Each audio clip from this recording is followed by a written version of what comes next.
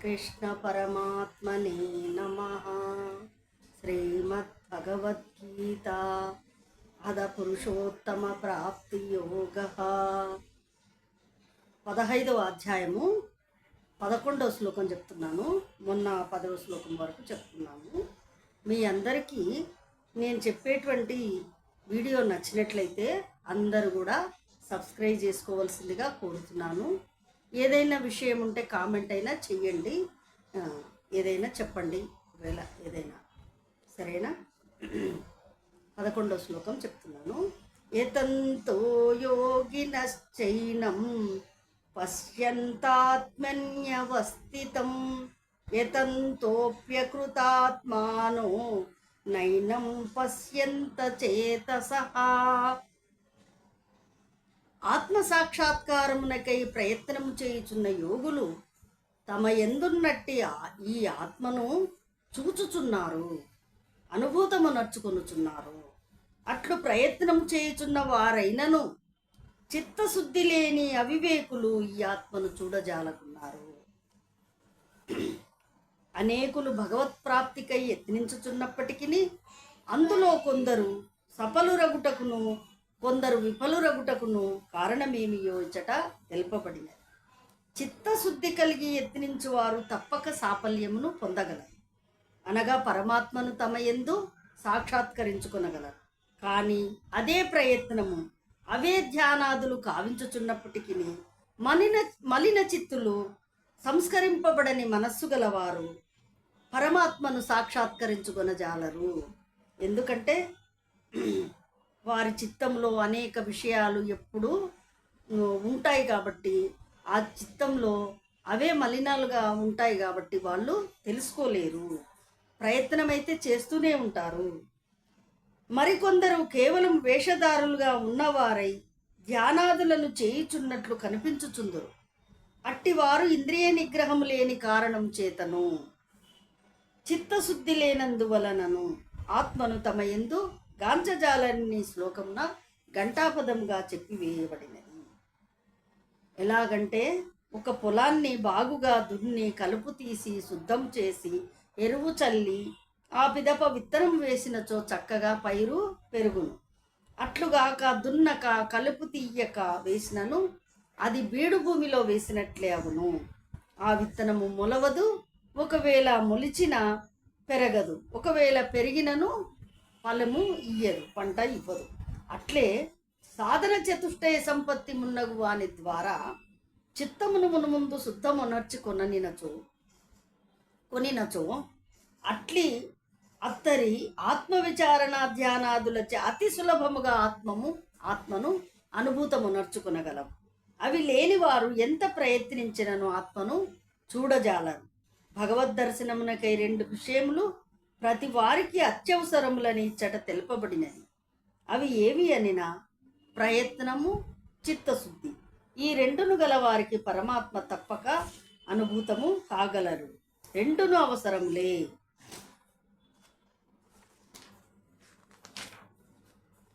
పరమాత్మ రంగమున ప్రయత్నము అత్యావశ్యకమని తేలుచున్నది. అయితే ఆ ప్రయత్నమునకు చిత్తశుద్ధియు తోడుగా ఉన్నప్పుడు అది ఇంకనూ ప్రకాశించును.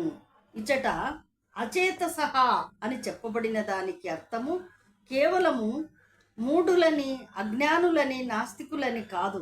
ఏలనినా ఆ యత్నించు వారికి దైవమును పొందవలెనను తలంపు కలదు, ముముక్షత్వము కలదు. లేకున్నా వారు భగవత్ప్రాప్తికై అసలు ప్రయత్నమే చేయరు కదా. వీరు ప్రయత్నం చేయుచున్నారు, కానీ వక్ర మార్గమున అపసవ్య పద్ధతిలో చేయుచున్నారు. సరైన మార్గంలో ప్రయత్నము చేయడం లేదు. దైవ మార్గమున ప్రయత్నం మంచిదే, కానీ దానికి చిత్తశుద్ధి కూడా తోడైనచో ఇంకను రాణించును, బాగుగా ఫలించును. మోటుగా సాధన చేయుట వలన గొప్ప ప్రయోజనములు చేకూరవు. సాధనా పద్ధతిని, సాధన రహస్యములను భగవత్ప్రోక్తములకు ఇట్టి వచనముల వలనను, సద్గ్రంథము వలనను, మహాత్ముల సాంగత్యము వలనను తెలుసుకొని ముముక్షువులు సక్రమ పద్ధతిలో ధ్యానించి తరించవలెను. 12వ శ్లోకం చెప్తున్నాను. యదాదిత్యగతం తేజో జగద్భాసయతేఖిలం యచ్చంద్రమసి యచ్చాగ్నౌ తత్తేజో విద్ధి మామకం. సూర్యుని యందు తేజస్సు ప్రకాశింపచేయుచున్నదో, ప్రపంచమునందను ప్రకాశింపచేయుచున్నదో, అట్లే చంద్రుని యందును అగ్ని యందును ఏ తేజస్సు గలదో అది ఎంతగు నాదిగా ఎరుగుము. సూర్యాది ప్రకాశక పదార్థములందలి తేజస్సు తనది అని భగవానుడు తెలుపుట వలన ఆయా వస్తువులను దర్శించినప్పుడు అవి భగవద్విభూతులే అను భావన కలిగి ఉండవలెను. ప్రపంచంలో అనేక పదార్థములు ఉన్నప్పటికీ వాని ఎన్నిటికి మరి ఒక వస్తువును ప్రకాశింపజేయు సామర్థ్యం లేదు. సూర్య చంద్రాగ్నులకు మాత్రమే కలదు. అవి తాము ప్రకాశించును, ఇతరమును కూడా ప్రకాశింపచేయును. వాని అందలి ఆ ప్రకాశక శక్తి, ఆ తేజస్సు భగవంతుని యొక్క విభూతియే అయి ఉన్నదని ఈ శ్లోకము ద్వారా మనము తెలుసుకోవాలి. అయితే సూర్యచంద్రాదులు ప్రకాశింపచేయునని ఈ సందర్భంలో జ్ఞాపకం నందుకొనవలెను. 13వ శ్లోకం. గామావిశ్య చ భూతాని ధారయామ్యహమోజసా పుష్ణామి చౌషధి సర్వా సోమో భూత్వా రసాత్మకః. మరియు నేను భూమిని ప్రవేశించి శక్తి చేత సమస్త ప్రాణికోట్లను ధరించుచున్నాను, నిలుపుచున్నాను.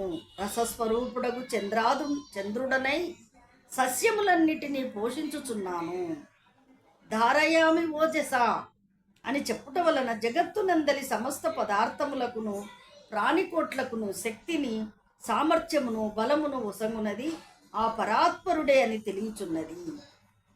శ్రీకృష్ణమూర్తి వసుదేవునకు జన్మించిన ఒకానొక చిన్న ఉపాధి మాత్రమే కాదని, విశ్వవ్యాపి జగద్భర్త అనియు స్పష్టమగుచున్నది. మరియు సస్యములను అభివృద్ధి పరుచున్నది తానే అని చెప్పుటచే జీవులు భుజించు ఆహారము సాక్షాత్తు పరమాత్మ వలననే సంభవించుచున్నదని తెలియచున్నది.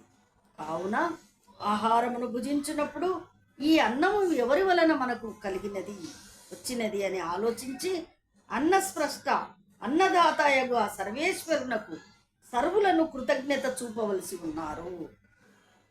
మనుజుడు తాను ఆహారమును భుజించుటకు ముందు ఆ దానుని ఆ దేవదేవునకు సమర్పించి తదుపరి దైవభావనతో దానిని భుజించవలెను. సస్యములను భగవానుడు పోషించనితో జనులకు అన్నము దొరకదు. సూర్య చంద్రాగ్నులకు ప్రకాశం ఇవ్వనిచో లోకము అంధకారామృతమై ఉండును. కాబట్టి ఎన్నియో అనుకూలములు చేసి ప్రాణులను భరించుచున్నట్టి ఆ జగద్ధాత్రికి మనుజులు సతా కృతజ్ఞులై వర్తించవలెను. సర్వకాలములందు వారిని స్మరించుచు కీర్తించుచు ఉండవలెను. 14వ శ్లోకం చెప్తున్నారు. అహం వైశ్వానరో భూత్వా ప్రాణినాం దేహమాశ్రితః ప్రాణాపాన సమాయుక్త పచామ్యన్నం చతుర్విధం. నేను వైశ్వానరుడను జఠరాగ్నినయ్యి ప్రాణుల యొక్క శరీరమును ఆశ్రయించి ప్రాణాపాన వాయువులతో కూడుకొని 4 విధములకు అన్నమును పచనము చేయుచున్నాను. భగవానుడు తాను సస్యములను పోషించుట ద్వారా జీవులు తిను ఆహారమును అన్నమును సృష్టించుచున్నానని పలికి ఇప్పుడు ఆ అన్నమును తానే జీవుల శరీరములందు పచనము నర్చుచున్నానని వచించుచున్నారు. శరీరము ఆహారముచే ఏర్పడుచున్నది. ఆ ఆహారము జఠరాగ్నిచే పక్వము కానిచో రక్తాదుల ద్వారా శరీరమంతను వ్యాపించనేరదు. కావున జఠరాగ్ని శరీరమున కీలక స్థానం ఆక్రమించుకొని ఉన్నది. భగవానుడు దాని జఠరాగ్ని రూపమున చోట వర్తించుచున్నారని చెప్పుట వలన దేహ నిర్మాత దేహ పోషణకర్త వారే అని స్పష్టమగుచున్నది. ఈ ప్రకారముగా ఆహారమును ధ్యానాదుల ద్వారా సృజించి మరల దానిని చక్కగా పచనము చేసి శరీరమునకు పుష్టిని కలుగజేయుచు జీవులకు మహోపకృతి నొనర్చుచున్న ఆ పరమాత్మను కృతజ్ఞత చెల్లించక ఆ అన్నము వారికి నివేదించక భుజించువాడు ఎంతటి కృతజ్ఞుడు. అట్టివాడు దొంగయే అగునని పూర్వము శ్రీకృష్ణమూర్తి చెప్పి ఉండుట గమనించదగినది. ఏ భుక్తెస్తేన ఏవ సహా, కనుకనే ఆహారమును భుజించుటకు ముందు దేవునకు నైవేద్యము సమర్పించు ఆచారము లోకంలో ఏర్పడినది. అట్లు దేవునకు నివేదించకుండా, దైవ భావన లేకుండా భుజించున్నది అపవిత్రమే కాగలదు. కాబట్టి ప్రతివారును తాము భోజనము చేయుటకు ముందుగా తమ ఆహారమును దైవమునకు సమర్పించి, లేక అందలి కొంత భాగమును దైవ స్వరూపులేగు భూతకోట్లకు పెట్టి భగవద్భావనతో భుజించవలెను. అప్పుడు ఆ భోజమను క్రియ యజ్ఞముగాను, భుజించు పదార్థము అమృతముగాను మారిపోవును. ప్రాణినాం దేహమాశ్రిత అని చెప్పుట వలన భగవంతుడు అతి సమీపమున దేహమునందే ఉన్నాడని నిశ్చితమగుచున్నది. కావున తమ శరీరమున దైవ సన్నిధానమును అనుభవించుచు భగవద్భక్తి కలిగి పాపాచరణ లేక జనులు పవిత్ర మార్గమునే చేపట్టవలెను. పచామ్యన్యం చతుర్విధం, పరమాత్మ జీవుల శరీరములో జఠరాగ్ని రూపమున నర్తించుచు వారు తిను 4 విధములైన ఆహారమును జీర్ణమునర్చుచున్నాడని తెలుపబడినది. 1 భక్ష్యము, నాలుకచే భక్ష్యము దంతములచే కొరికి తినబడు కఠిన పదార్థములు, పిండి వంటలు, కూరగాయలు మున్నగునవి. భోజ్యము, నాలుకచే చప్పరించి మృంగబడు మెత్తడి వస్తువులకు అన్నము మొదలైనవి. లేహ్యము, నాలుకచే రుచి చూపబడు పచ్చళ్ళు మొదలైనవి. నోటిచే చోస్యము, నోటిచే జుర్రబడు పాయసము, మజ్జిగ, చారు మొదలైనవి. ఇట్టి ఆహారమును భగవానుడే జీర్ణమునర్చుచుండుట వలన ఇక ఆహార విషయమై మనుజుడెంత జాగరూకుడుగా ఉండవలెనో యోచించుకొనవలెను. ఆహార సంబంధము ఈ క్రింది జాగ్రత్తలను పాటించుట ఉత్తమం. అమితముగా భుజించి జీర్ణక్రియకు భగవంతునకు పనిని కల్పించరాదు. సాత్వికాహారమునే భుజించవలెను.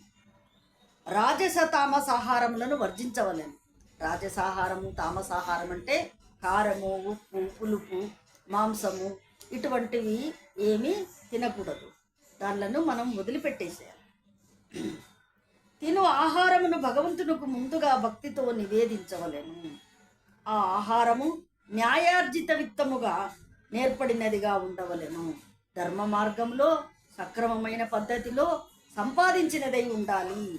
అధర్మ మార్గము ద్వారా సంపాదించిన ధనముతో పంచభక్ష పరమాన్నములను భుజించుట కంటే న్యాయార్జితమైన సొత్తుతో లభించిన అంబలి త్రాగి బ్రతుకుట ఉత్తమం. భగవానుడు ప్రతి వాని కడుపులో దాగి అంతయు గమనించుచున్నారు. కావున ఆహారాది విషయములలో జనులు బహు జాగరూకులై ఉండవలెను. ఈ ప్రకారంగా ఈ అధ్యాయంలో ఆహార విషయమును ప్రస్తావన విశేషముగా వచ్చి ఉండుట బట్టి భోజన కాలమున ఈ అధ్యాయమును పఠించు ఆచారము లోకమున ఏర్పడినది. అనేక ఆశ్రమములందు, మఠములందు, గృహాదులందు ఈ అధ్యాయమును సమిష్టిగా గాని వెష్టిగా గాని భోజన కాలమున జనులు పఠించి తదుపరి ఆహారమును సేవించుచుందురు. ఈ ప్రకారముగా భగవద్భావనతో భుజించు వానికి పెట్టబడు అన్నము సాక్షాత్ భగవంతునకు పెట్టబడినట్లే అగును. అంతటి పుణ్యమాతనికి తప్పక లభింపగలదు. మరియు దైవధ్యానంతో భుజించుట వలన మనుజుని శరీరంలోని అణువణువు దైవశక్తితో కూడి ఉండును. భోజనము చేయుటకు ముందుగా 15వ అధ్యాయమంతను చెప్పి చివరలో చేతిలో తీర్థమును గ్రహించి బ్రహ్మార్పణం బ్రహ్మహవిహి అను గీత 4వ అధ్యాయంలోని 24వ శ్లోకమును భక్తితో పఠించి పిదప ఆ నీటిని అన్నముపై చల్లి ఆ పిదప భుజించుట ఉత్తమం. ఇవన్నీ చెప్పలేనటువంటి వాళ్ళు ఎవరైనా సరే, పరమాత్మ ఈ భోజనం నాకు ఈరోజు లభించింది, ఇదింత నీ ప్రసాదము అని అనుకొని ఆ 2 మాటలు మనస్ఫూర్తిగా మనసులో చెప్పుకొని దైవభావనతో భుజించినప్పటికీ ఆ ఫలితము తప్పకుండా చేకూరగలదు. ఓం తత్సత్. ఇది శ్రీమద్భగవద్గీతాసు పురుషోత్తమ ప్రాప్తి యోగము 14వ శ్లోకం వరకు చెప్పుకున్నాము. మిగతాది మళ్ళీ రేపు చెప్పుకుందాము. నేను గ్రూప్లో కూడా పెట్టాను ఈ శ్లోకాలన్నీ. యూట్యూబ్లో కూడా పెడుతున్నాను. అందరూ కూడా చూసి సబ్స్క్రైబ్ చేసుకోవాల్సిందిగా కోరుచున్నాను. మా వీడియో మీ అందరికీ నచ్చినట్లయితే కామెంట్ అయినా చేయండి, ఏదైనా విషయం ఉంటే. ఓం తత్సత్. లోకా సమస్తాం సుఖినో భవంతు.